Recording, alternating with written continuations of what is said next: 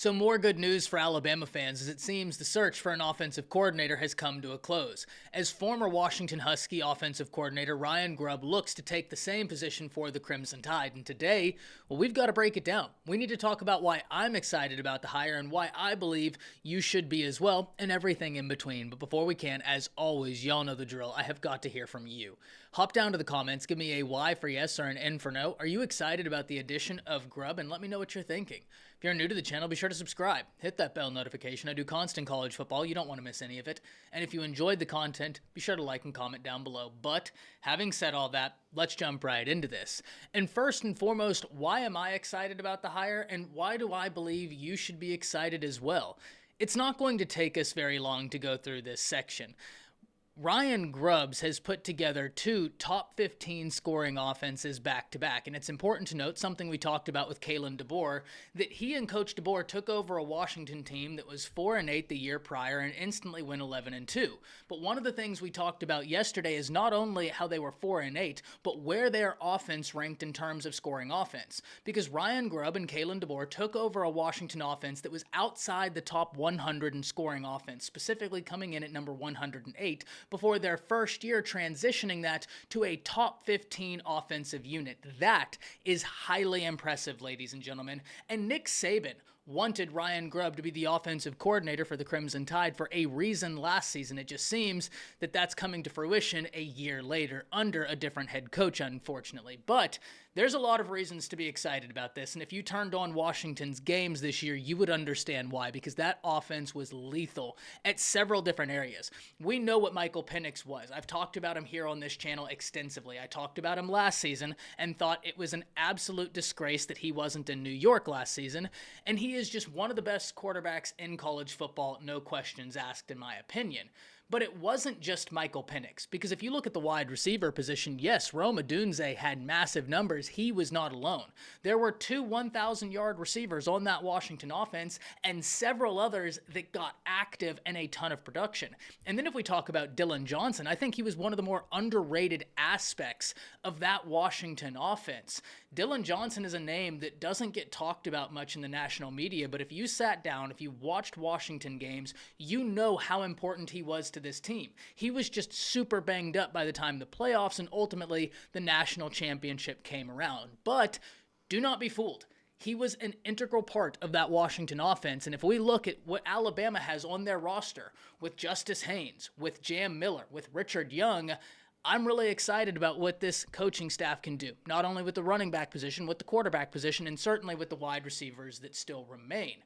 But this is also going to go a long ways in trying to re-recruit a Ryan Williams because of what I just talked about. How productive that Washington offense is. It has got to be enticing for a wide receiver because you can't name 7 to 8 to 9 more offenses that were any better to play in, and Ryan Williams already has the familiarity with Alabama.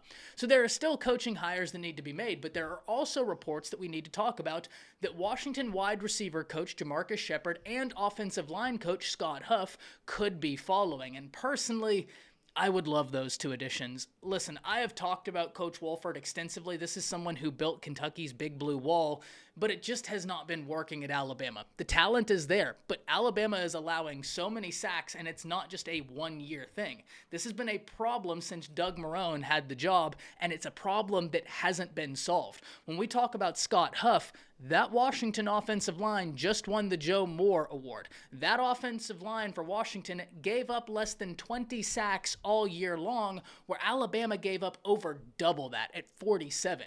So that was a hyper-productive offensive line for Washington, and we've already talked about Washington's wide receiving core, what they were able to do, the stats they were to put up, and that is in part because DeBoer, because of Grubb, and because of Shepard.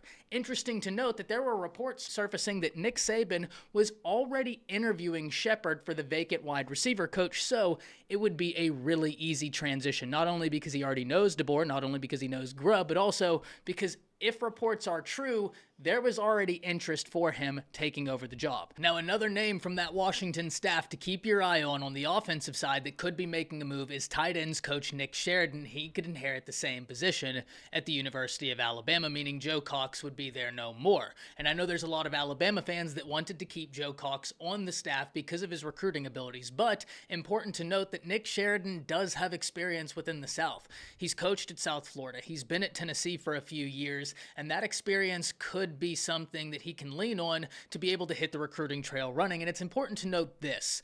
I have a ton of faith in the Washington offensive coaching staff because of the numbers they were able to put up, because of the offense they inherited, how they transitioned it, and what they turned it into. I have complete faith in the Washington offensive staff. Now, I know the massive question is going to be asked, and I don't have the answer to it. What's going to happen with the defensive coordinator position at the University of Alabama? And as I just alluded to, I don't have that answer. I think everybody is waiting and seeing. But one thing I did find encouraging yesterday during Coach DeBoer's press conference was him acknowledging that he doesn't know the SEC landscape. And to some people that might have been alarming, but to me, that's encouraging. People can only learn if they understand what they don't know. People can only grow and get better if they understand where their shortcomings lie and what they need to work on. To hear someone so candidly admit, hey, I might not have been a West Coast guy, but I made it work over there. Like, yes, I know I don't have all of the connections here. I know I'm going to have to learn. This staff will be some Washington, but I understand. I need guys with SEC ties in here to help this transition. To me, that's exactly what I needed to hear.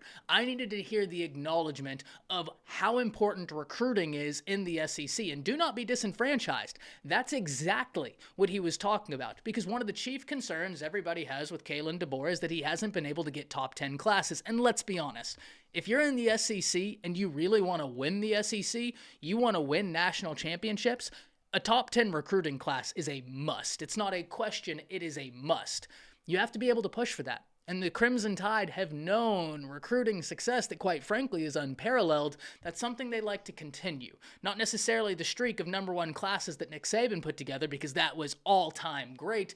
But if you can maintain top 10, top 5 recruiting classes, you're going to be just fine. The Alabama brand is there, and Kalen DeBoer is an incredibly gifted head coach. But we need to see what this defensive staff looks like, and that is going to be really interesting to see. I can't wait to hear from all of you, though.